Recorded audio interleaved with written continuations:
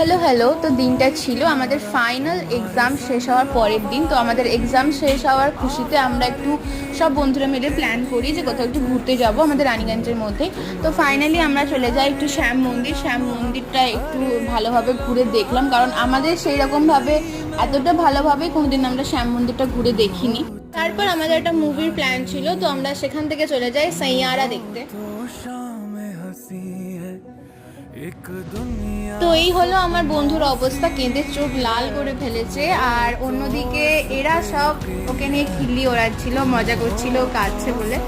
তারপর আমরা চলে যাই ওয়ান বাইট একটু কিছু খেতে, কারণ আমাদের ততক্ষণে পেটেতে ছুঁচোই ডন মারছিল। একটা কম্বো ছিল পিৎজা, বার্গার আর কোক আর ফ্রেঞ্চ ফ্রাই। তার সাথে আমাদের এই বন্ধু আমাদের কিনে খাওয়াই হচ্ছে পনির বলস। আমরা খাওয়া দাওয়া করে বেরিয়ে যাই বাড়ির উদ্দেশ্যে। টাটা।